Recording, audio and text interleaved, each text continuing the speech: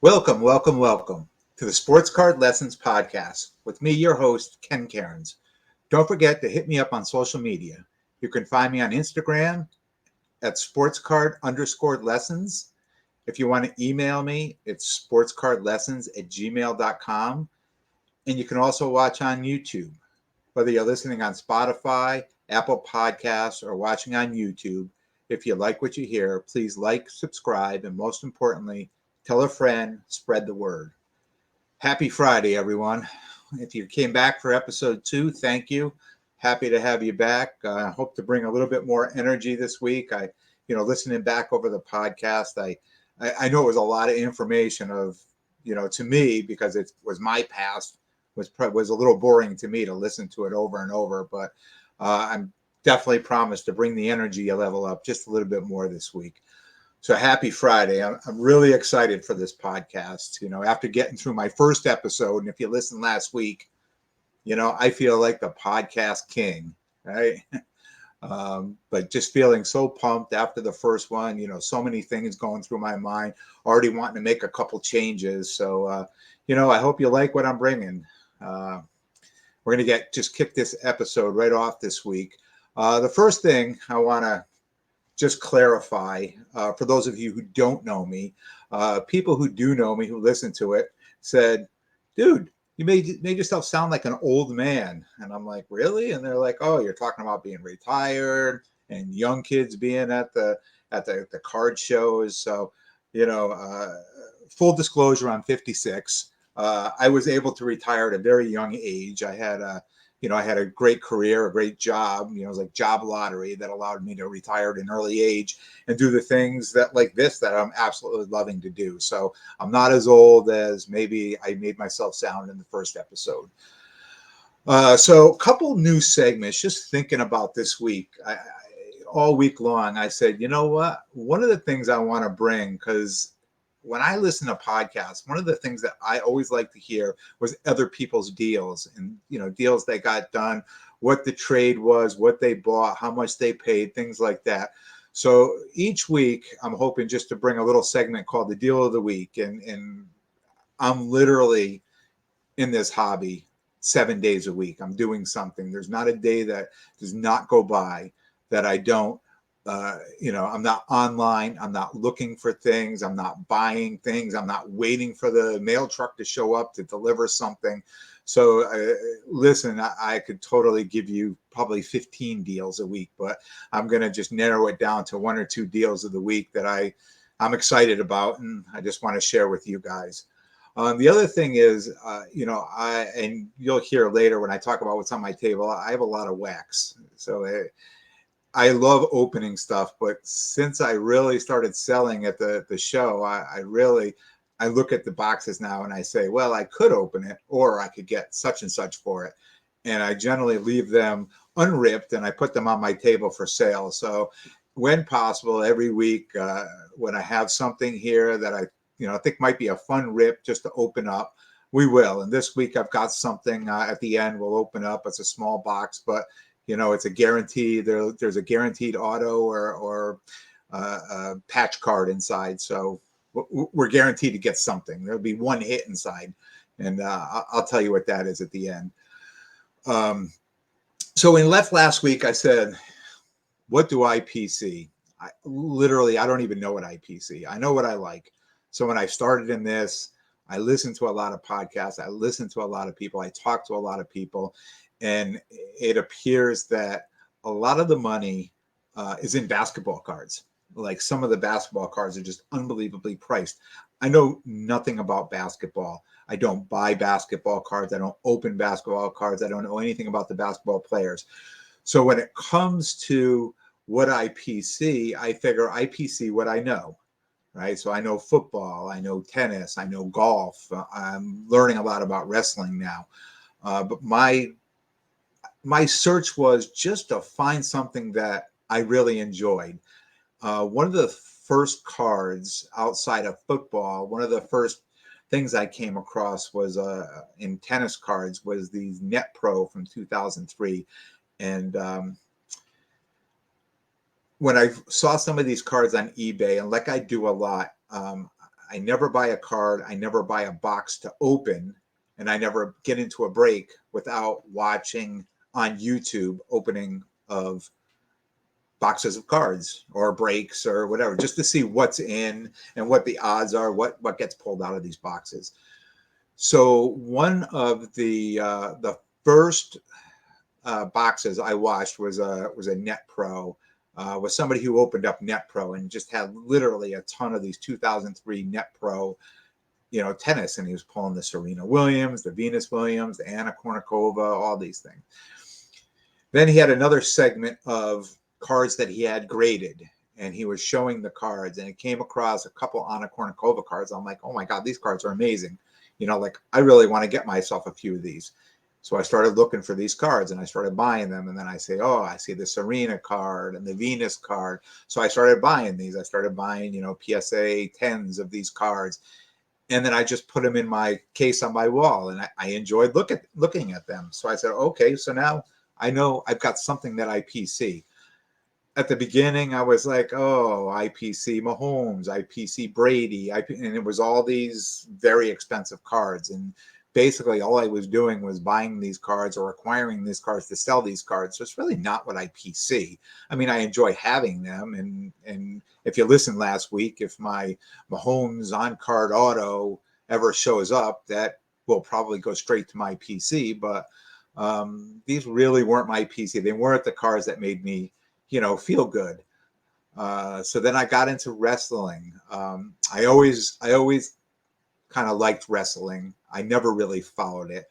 I was a big fan of The Rock, so I started buying some Rock cards, and then really started watching more modern wrestling and really got into buying up. Like I figured out, if you watch wrestling, you figure out who the stars are, who the chase people are.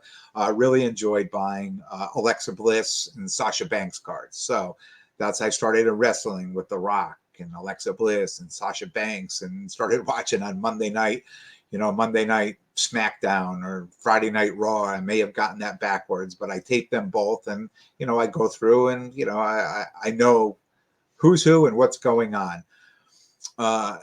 In football, of course, I love football. I watch football. I love the inserts. And I think a lot of people do. I love those kabooms. I love the downtowns. If I get a chance to buy one, and it's like anywhere else, I have a few in my case, and I know it stops people in their tracks. It stops me in my tracks when I'm at a show and I'm dealing, and I say to the guy next to me, whoever I'm with my guy, Rob at Sports Card Therapist, I say we watch each other's tables so we could run around and check out. Literally, when I walk by a case and I see a kaboom or I stop immediately. I got to see who it is, what it is, how much it is. So I think if I do it, I need to put it in my case.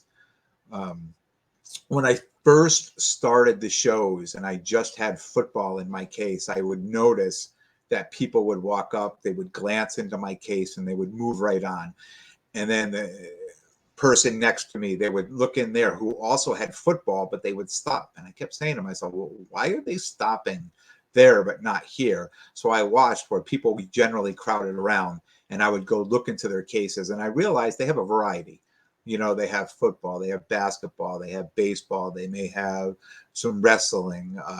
I know the old 82 All-Stars wrestling, my guy Rob, who we set up with, he always had the Hulk in there and Andre the Giant, and people would literally stop dead in their tracks just to look in. And they didn't. Some of them bought things, but it definitely got people stop and really looking at everything in his case. And I said, dude, that's where I need to be. So I started getting a variety of things. I started putting a variety of things out there, almost like a buffet for people. So when they come up, that they could look in. I mean, in order to fund it, I had to put some good money out. But, now you look in my case, I have football, I have baseball, I have soccer, I have wrestling, I have golf, I have tennis. I have literally something for everyone. And they pull up and look into my case. And if I could keep them there looking, then I can start talking to them. And then hopefully I'm going to get a sale. The other thing on my table is wax. I have a lot of wax.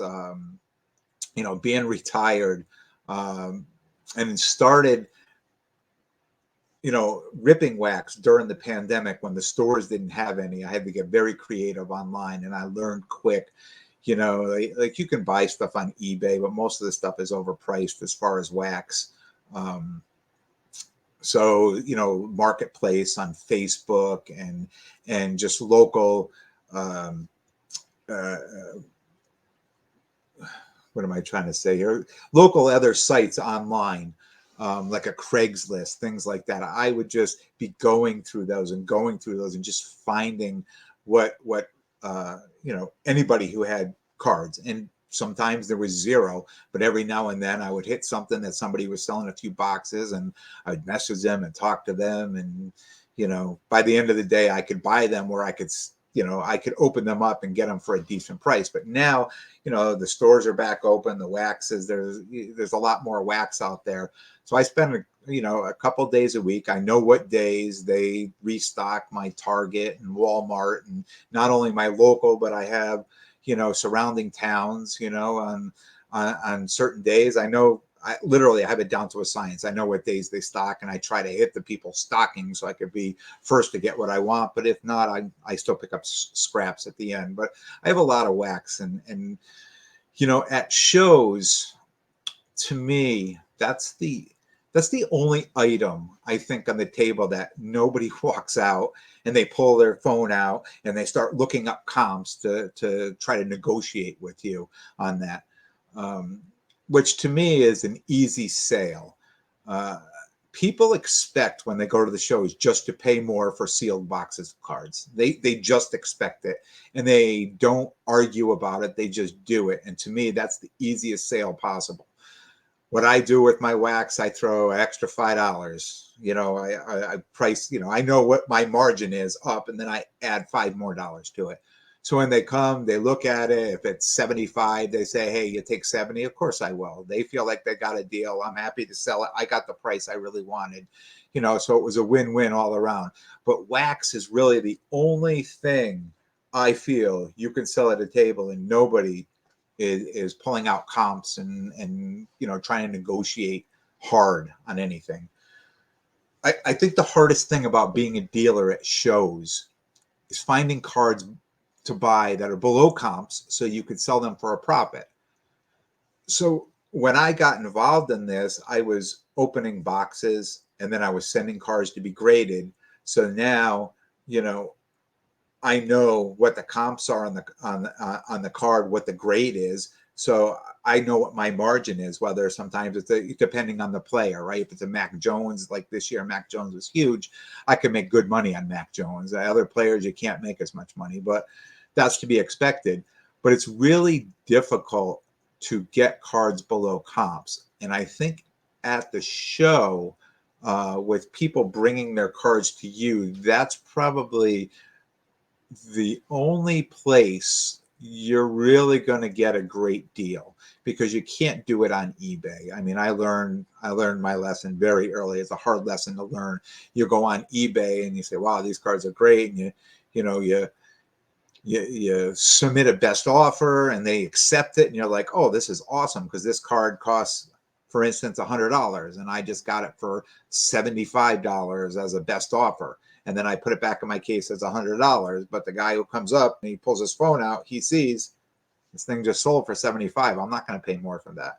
So I learned my lesson the hard way, that you just can't buy stuff on eBay and then just go to a show and put it out there, because especially if it's a numbered card, people know exactly your card, exactly your card. They're like, "Dude, you just bought this card last week for $75.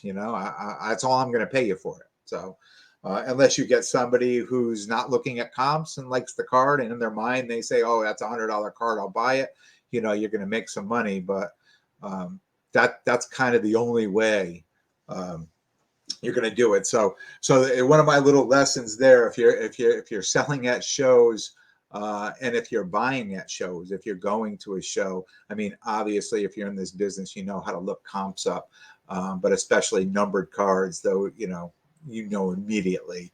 And if you're selling at shows, I would stay away from eBay.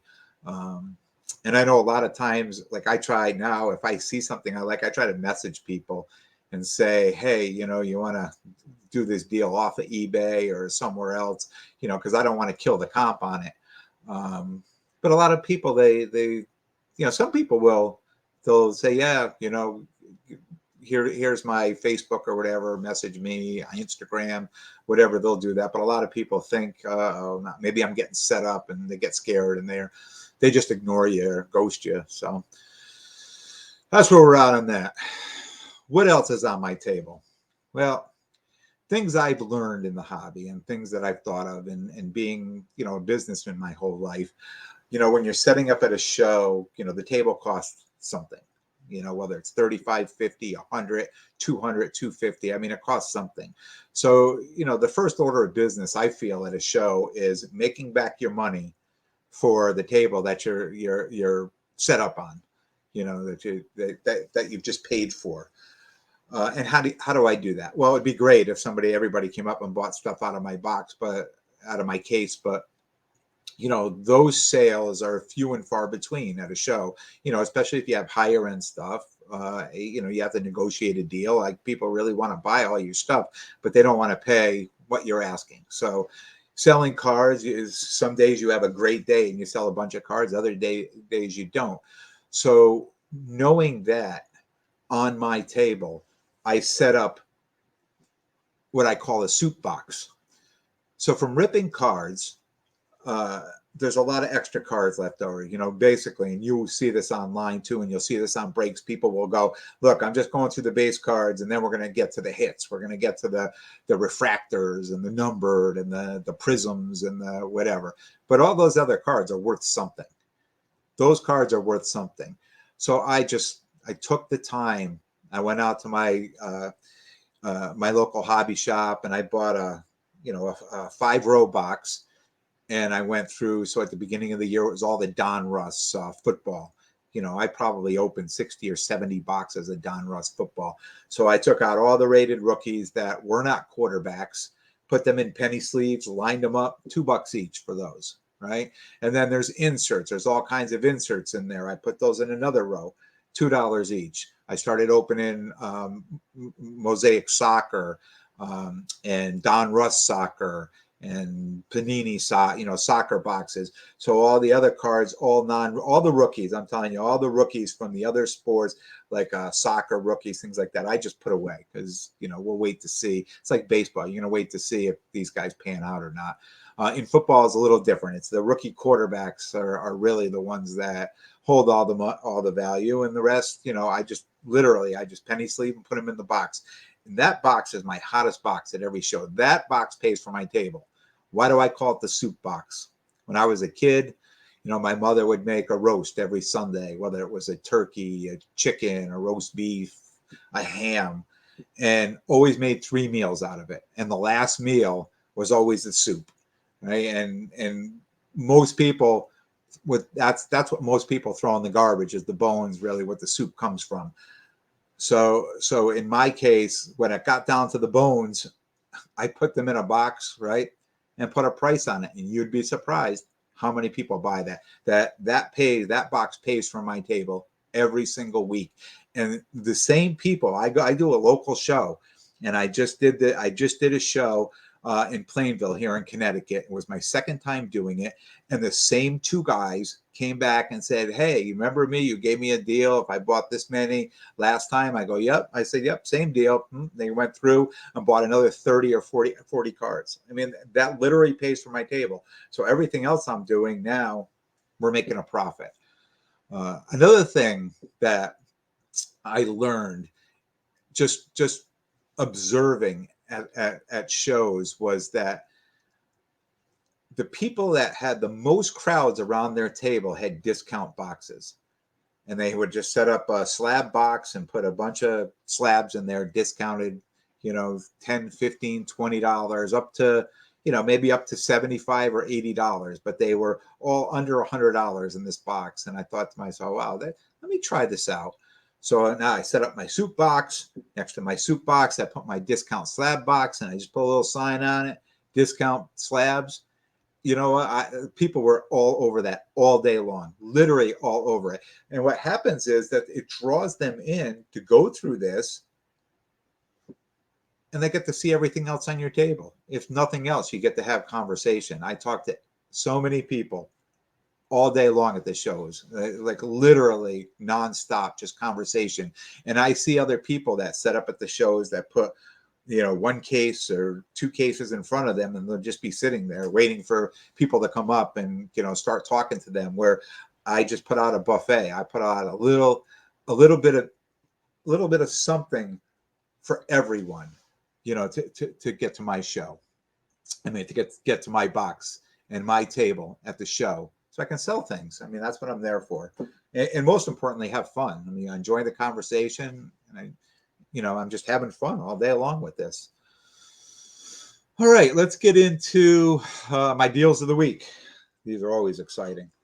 So it really wasn't this week; it was 2 weeks ago. But just wanted to talk about this deal and how this deal came about.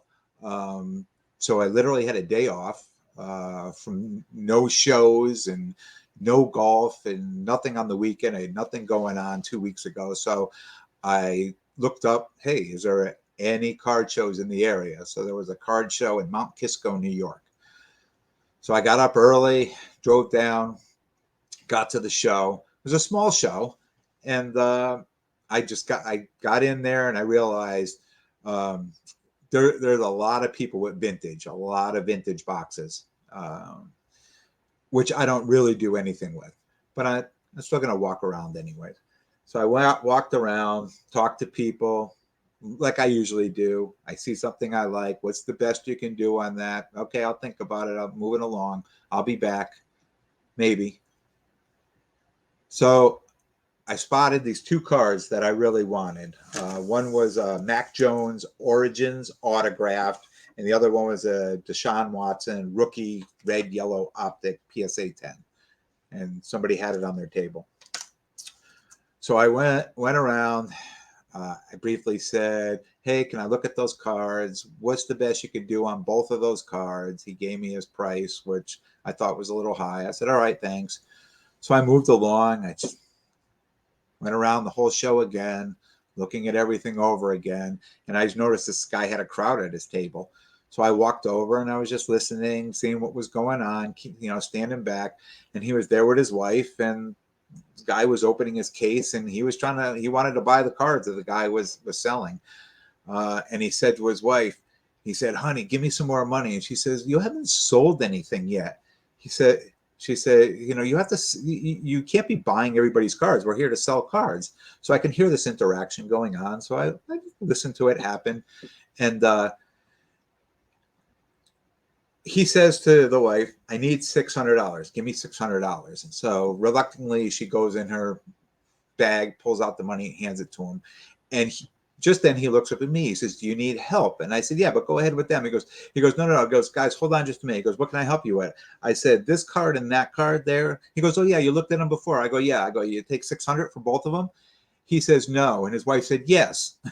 He looked back at her and she said, yes, we'll take $600 for those two cards. And he looked at her again and she said, yes. And she stood up and walked to the table. There was no negotiation. I lowballed and I got both cards. So I'll hold these up. So I hope you can see them in here. So here's the Origin Mac Jones. It's SGC 9.5 and a 10 on the auto. And this is the 2017 Deshaun Watson red yellow PSA 10. So if you're watching on YouTube, you can see the cards. If not, hopefully I described them well enough. So yeah, I ended up with both these cards at $300 each, and right now I'm going to hold on to them because I think come the summer, right before the next season, I'm hoping for them to double or maybe even triple in price. They'll be my PC for now, but they'll probably be sold come before the first game of the season next year. My other deal of the week. So I got involved into I say I got involved into a break. All right. I get involved in a lot of breaks. But I was in a break. I like the guys over at breaksofgod.com, and they're I'm not advertising for them. I probably am by saying this, but I like them over there. I like what they put up. They have some really high end stuff and they have some low end stuff and just kind of a little bit for everybody and just some really fun breaks to get into. And I've been involved in a few of their soccer boxes, the 2020 Mosaic hobby boxes, and I pulled some great cards out of it. But the last week, it's a random, so you buy a spot, and there's you're not buying the team, you're buying a spot, and they're randoming you into a spot. So one of my spots ended up being England, and the auto pulled out of the box was a David Beckham auto, which is a pretty expensive card. Very excited about that. The guys one touched it and got it to me really quick.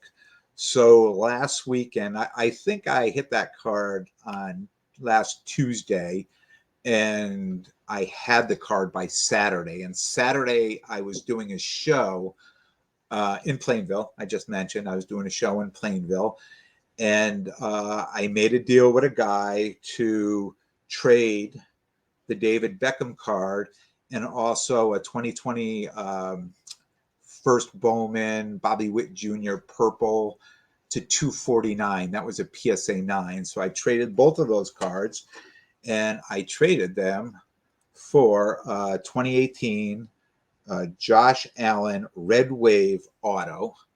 And I'm going to hold that up there. And it is Beckett, and it's certified auto. The card is not graded, but it is certified autograph. So I made a trade for that card. So again, here we go back to quarterbacks. He'll probably never make it to kickoff next year either, but there's another card that I have. So there's 3 quarterbacks that that I worked my way into. Great deals, I think, just unbelievable deals, and right place, right time, and I think just being patient too. And that's really my teachable moment for the week before we get into our live rip. I think it's just being patient and make sure you're having fun with it. I could have stood and negotiated toe to toe with the guy the first time I went around. And I probably would have never gotten that deal. I maybe would have gotten close, but I wouldn't have gotten that deal at the Mount Kisco show. And I think just being patient, I wasn't in a hurry. I enjoy looking at the cards. And sometimes you're walking in the show, you can't get to a table, you loop back around, then you get to see, the table that you missed the first time. When I go to these shows as a spectator, I really probably, as long as they're not that big, I probably do 4 or 5 laps and make a mental note of the things that I'm really interested in. And then I take a break and, like everybody else, I look comps up and I figure out in my mind what I'm willing to pay for each one and go back and start a negotiation. And I think just being patient, and like I always say, be nice. Be nice. I always see there's people, most people at these shows are nice, but there's some people that come in and I'm not saying they're not nice, but I think sometimes they come off angry. They look at a price of something on your table and they want to start arguing with you right away. How could you ask that? How could you ask that price for that? Or this is, well, I look at other people's price sometimes in their case and I say, geez, that's high. And you know what I say? They probably either don't want to sell it, but if they are going to sell it, they're going to make sure they, get enough, a good profit for it. And that's okay. I mean, that's your card. That's what you want. I'm not going to argue with you. I may say, hey, will you do this? And they'll say, now I'll say, okay, no problem. But it's all about having fun. This hobby literally is about having fun. And if you're not having fun and enjoying yourself, then you're not doing it right. So let's get into the live rip this week. So I picked this up again, another deal. I got these online. for somebody, and I'll just tell you quick why I bought them. These are the wrestling cards. It's Topps 2019 Money in the Bank, and it comes in this little like little lunchbox tin. Right. So the you see the yellow thing up top here. It says one autograph or relic card guaranteed in here. So I've purchased these before, and generally I can get these for about $25 or $30. These ones I just bought a bunch of these I got for $30. And I'll tell you why I buy them, because if it's an auto card in here, it depending on who it is, it could be worth up to $100, right? And maybe even more, depending on what it is. But most of the time, between $50 and $100 on the auto card. If it's a relic, even a relic patch, even kind of, I say no names, but everybody in here is a name. Minimum is worth $15, right? And the neat thing is, these tin boxes that they come in, and if you're listening online, you can just quickly look it up. It's just Money in the Bank. I put these boxes on my table at the show, and people come by them. They love these things. They're like little metal lunchbox. They take the packaging out, and they carry their cards around them. The slabs fit in here perfectly. So to open this up, even if I get just a relic card in there, you say, oh, well, all you got was a relic card. I could sell that for $15, and I can sell this for $15 or $20, right? So to me, I'm getting my money back out of it, and I take a little bit of a risk, hoping for a great card in here, for a nice autograph card. But even if I don't get it, it's not a big risk. I mean, I'm getting my money back out of it, so it makes sense. So let's just go ahead and open this.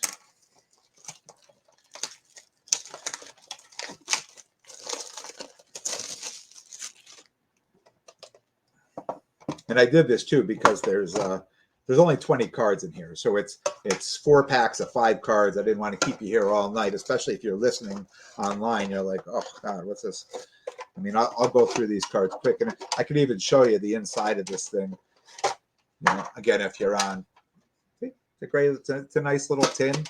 It fits a nice slab. Graded cards in here: PSA, SGC, BGS. Fits in here, and people like it. All right, let's see what we got here. So we got, actually, I should turn them around to Sonya. I'll tell you who it is. I'll show you. Sonya Deville, The Miz, Carmella. Actually, Carmella is kind of a nice one. It's a refractor. So that's kind of an extra pull. So I'm sure Carmella, that card could be worth, maybe $5, $10. It's always worth something in the soup box. All right, so here's our hit already. So it is a relic, and it is Titus O'Neil, Money in the Bank, numbered 45 to 99. So again, I'll look that card up. You can look it up. I can bet you that card's probably $15 to $25 online. See if we got anything else good in here. I'm not going to bore you with all the base cards. Only 2 more packs. So Baylor, Paul Newman, a Samoa Joe, a Rowan, unnumbered, last pack.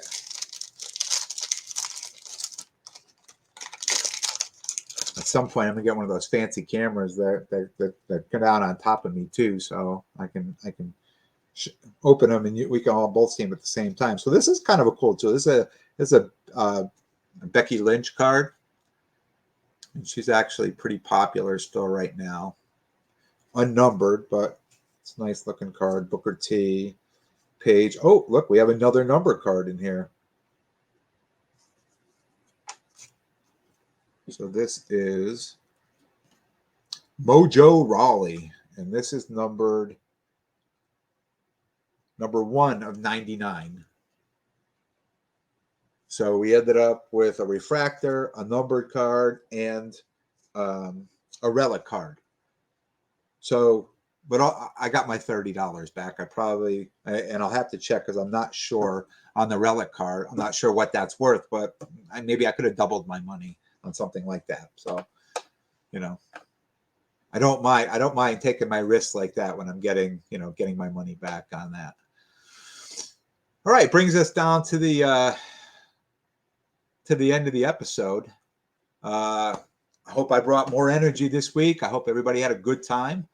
I want to thank everyone for tuning in. And if you like what you hear, please tell a friend, spread the word.